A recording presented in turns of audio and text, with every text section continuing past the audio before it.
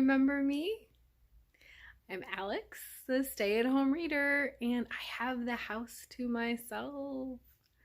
So I just got into my robe. I've got my cozy blanket. I don't think I've shown you this blanket yet. It's pretty freaking awesome. Hold on. My sister got me this for Christmas, and it is one of those blankets that have the full text of a book printed on them. And I don't know if you could, no, you can't tell. Can you tell?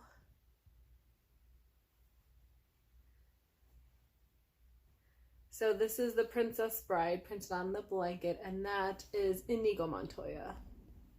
You killed his father, prepared to die.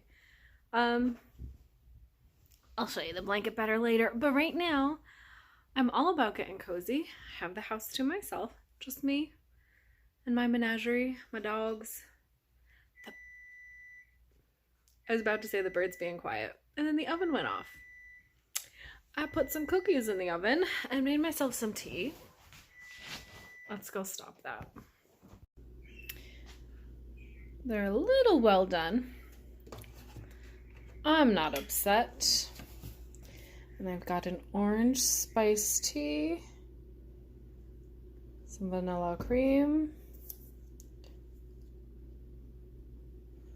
Lovely. So as I was saying, I'm about to get cozy. I've got the house to myself. It's relatively quiet. There are some pet noises. That's life. I am almost done reading The Housekeeper and the Professor by Yoko Agawa.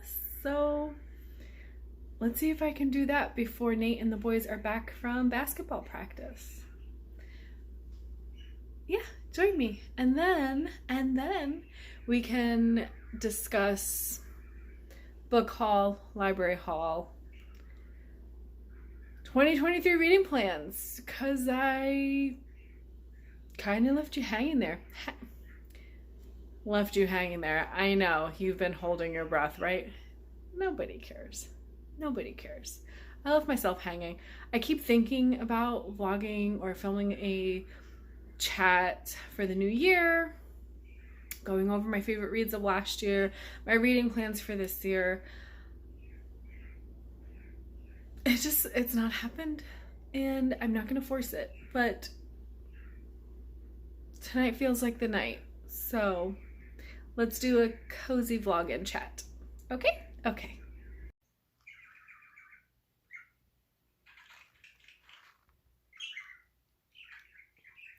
So close.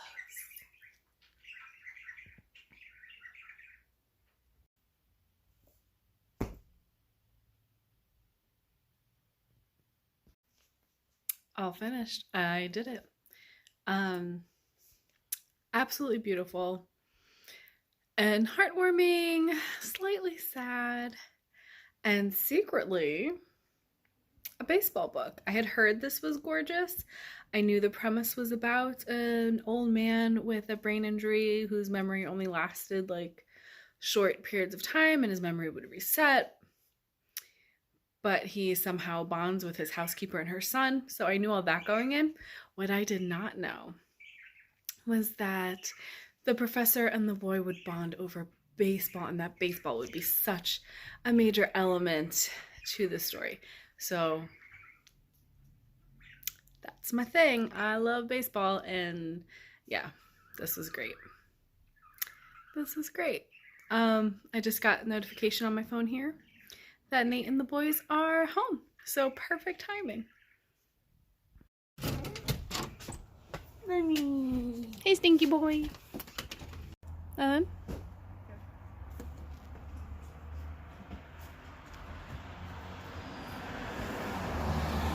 it. Go get him. Go get him. Go get him, Dad. Go get him, Daisy. No. That's a no.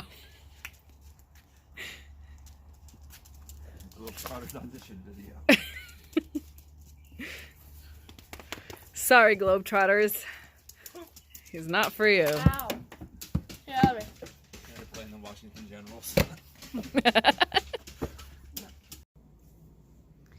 Okay, so my reading plans for 2023 is really just to chill out and pick books off my shelves. I set my reading goal for the second year in a row to 80 books, and I'm doing that on the Storygraph. I stopped using Goodreads a few years ago, right as Storygraph was first rolling out. So this past year I read 110 books total, and the year before that was 120 books. I'm actually very happy to have read less books. And I feel like 100 books would be a great number to read. But I set my goal to 80 because if I decide to focus on big old books or out of my comfort zone books, or just life happens and I don't get to as much reading, I want to be fine with that. So I've been setting my goal to 80 books. I'm already ahead of schedule. I think I already have 7 books read for the year, which is kind of crazy. I'm trying to really focus on one book at a time. I do have several books started and kind of carrying on from last year. But yeah, I'm focusing on reading one at a time. So as far as bringing in books, I'm not going to put myself on a buying ban, but I'm going to try to limit. An idea I had was to kind of do my own twist on the Read What You Own challenge. And I was thinking I would set myself a goal to read 10 books off of my owned TBR. And after every 10 books, I would get to go book shopping. So I have some gift cards from Christmas or like little bits of cash that I'm thinking I may give myself like a little prize box. And so every 10 books I can go to another used bookstore. I have an Amazon card, a Barnes & Noble card. If I've got a couple singles, I can go grab a book from the library bookstore because they sell paperbacks for $1 or $2 for a hardcover. So that's my goal, is to not bring in any books unless I have read 10 books off my shelf. I bet you can guess what happened. 1, 2, 3, 4, 5, 6 books. 6 books have come in since New Year's. So let me show you what those are. Well, let's rewind. Let's go back to just before Christmas. I didn't know what to get Nate. And he reads a little bit. He pretty much only reads Harlan Coben's, and he's running out, so we'll see what he goes on to. I think I know. I think after he finishes all the Harlan Coben books that have been published, he's probably going to try Kathy Reichs, which is the anthropologist who wrote the series of books that the show Bones is based off of. We've been watching that show together. I hate it. He loves it. But the thing, it's one of those shows that I love to hate. So I'm having fun not liking the show. And then it's just a thing we do together. Anyway, so Nate reads. And I didn't know what to get him for Christmas. There were some books that I was kind of interested in, but I didn't want to buy for myself. So my bright idea was they're on thrift books. I'll put them under the tree for him, and then I'll get to read them myself. They came in, I unwrapped it, and they've been sitting on my bookshelf. So those books are The Lost City of Z by David Grann Nate and I both read Killers of the Flower Moon, and liked his writing style, so same author of that. This is about a British explorer in the Amazon jungle in 1925. So Nate likes nonfiction, or he likes crime fiction. And then Jim Thorpe, Original All-American by Joseph Bruchac. And Jim Thorpe is Indigenous. He was born on the Sac and Fox Reservation in 1887. Went to Indian boarding schools, and he was just an all-around athlete. So I actually first learned of him through Oliver, my son, because he is one of the athletes featured in his baseball card time travel series that he had read all of, because he played baseball. I believe he played football, Major League Baseball, and Olympic track and field. And so I bought this in November, after visiting the Pequot Museum in Connecticut. I have a vlog of our day trip to that museum, and I think this, or a biography on him, was in the gift shop there, but it was really expensive, and I bought other books instead. So I bought this library copy off of Thrift Books. So another reason I bought these books, you know, with the excuse that, oh, they're going to go under the tree as gifts for Nate, which they did not, was really so that I could get this book out of my cart and into my hands. Actually, it was on my wish list. It was not available. And so when I got the email that says there's one available and so many people have this in their wish list, like, I can't just sit on that. So this is Grendel's Mother by Susan Sine Morrison, The Saga of the Weird Wife. And I had started this on ebook, on Scribd, kind of just to test the waters, and I do really like it. I read Beowulf and Grendel back in September. Kind of became my personality for a little bit. And so I wanted this. So I'm excited to kind of cozy up with this. I think this is going to be one that I'm going to want to mark up. It's kind of witchy. I'm assuming it's going to be kind of feminist. Yeah. Okay. So those came in before Christmas. On Christmas, my kids got me The Winners by Frederick Bachman. This is the third book in the Beartown trilogy. And they got me Babel by R.F. Kuang. I've heard mixed reviews, but I have some friends who really liked it. So we'll see. These are both big old chunky books, hardcovers. So it's not that heavy.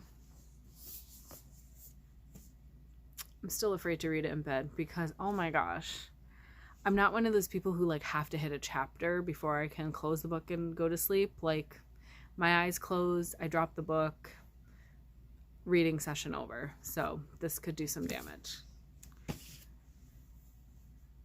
Okay, we're into the new year now.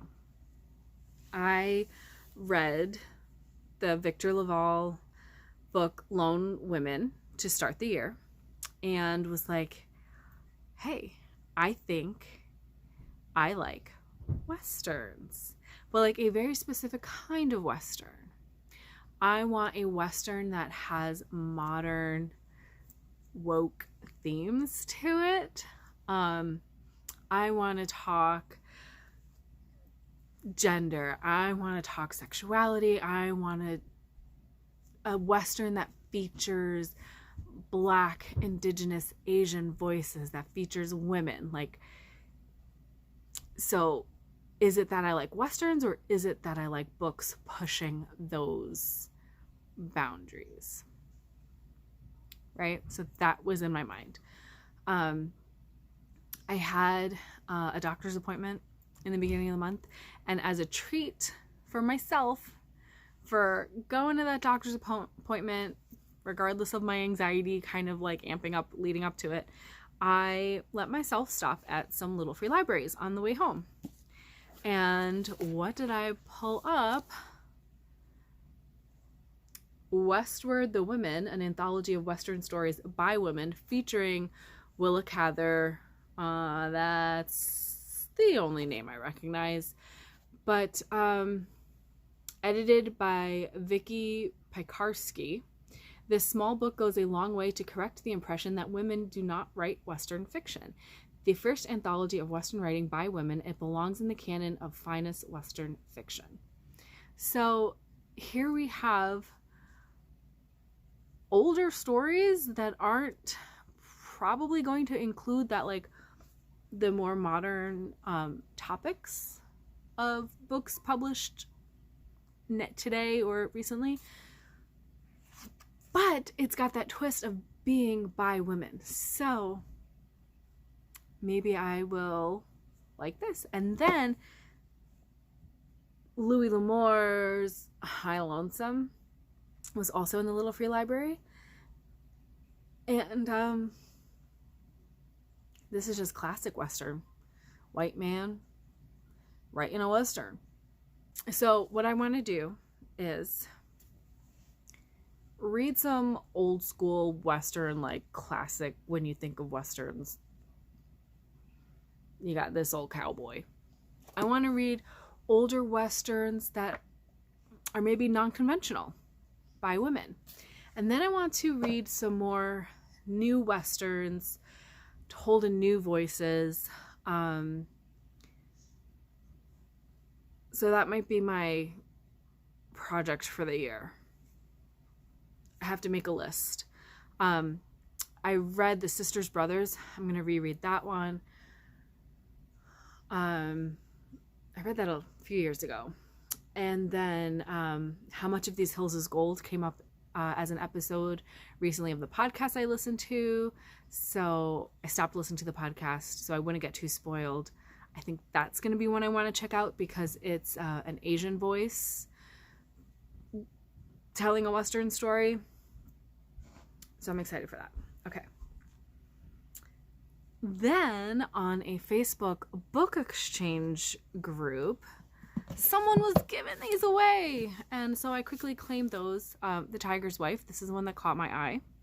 I said, hey, is that one still available? Yes. And then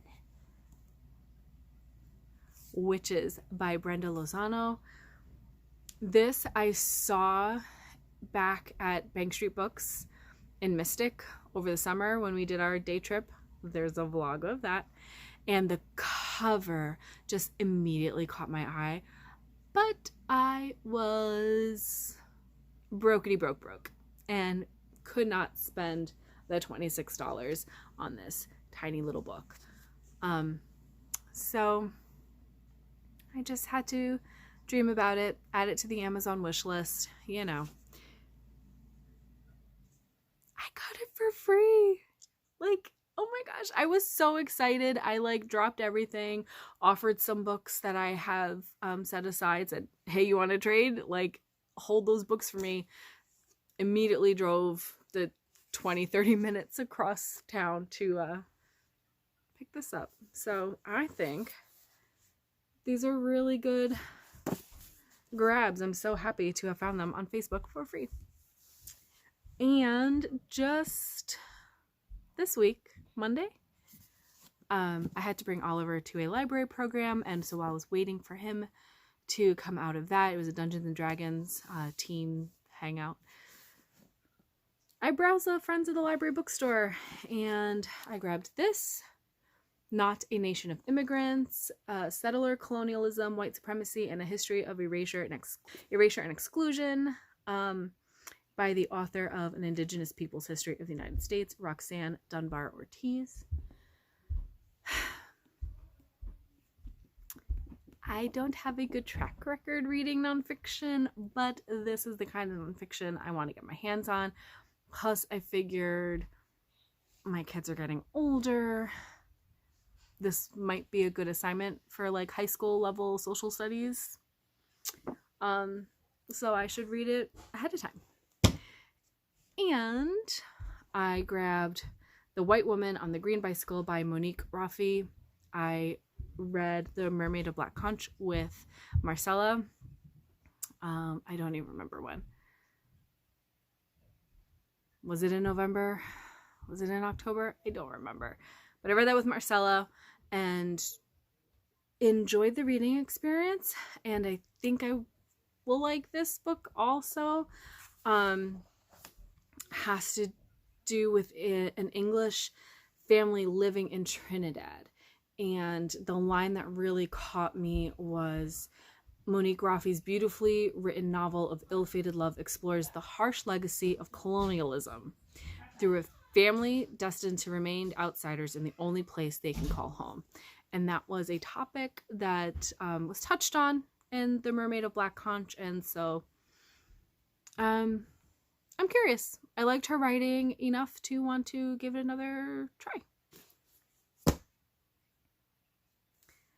So all that, and I have read one book off of my TBR. So my 10 books read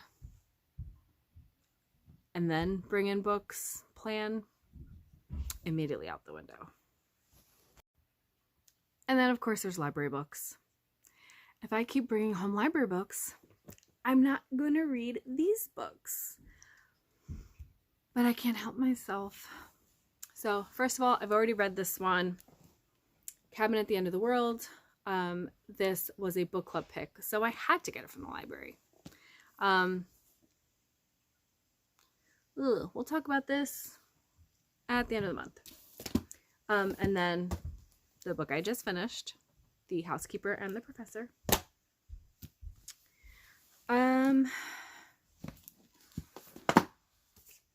Animal Farm, a graphic novel.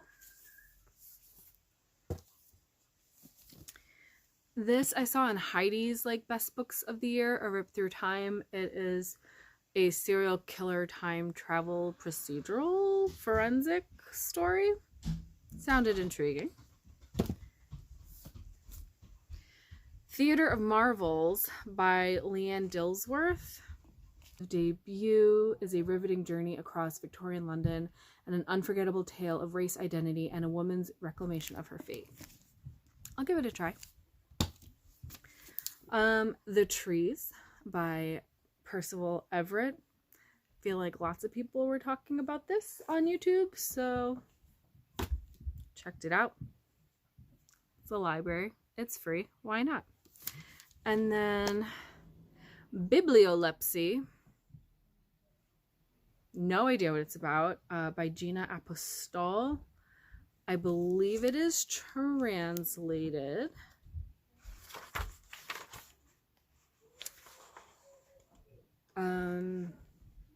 First published by University of Philippines Press. I don't see a translator name. But I don't know. Bibliolepsy books on the cover. So I grabbed it. And then just today, a hold came in ready for me to pick up Small World by Laura Zigman. I read Separation Anxiety by her. Was really blown away. It was better than I expected it, and so I'm willing to try her again. The thing with library books is I'm faster to DNF them, so I'm more willing to give things a try, and that's why I have this big old stack. Unfortunately, like I said, that keeps me from reading these ones. Good night. Good night. Do you want to peek in? Hello. Hello, and Goodbye. good night. Love you. My foot's falling asleep. So, yeah. This is kind of an all over the place little cozy vlog. I've wanted to sit down and film things so many times, but been busy. And can we talk about imposter syndrome? Cause hi, I have that. And I do this with all of my hobbies. I used to scrapbook like a lot, and I reached a point where as I was creating scrapbook pages, there was a voice in the back of my head going, who cares? This is pointless. This doesn't matter. This is a waste of money. No one cares about this thing that you're making. And so my rational voice was like, but I'm enjoying it and I love this and it's beautiful. But who cares? But I'm happy. But who cares? This is stupid. Okay? I'm kind of having that now with YouTube.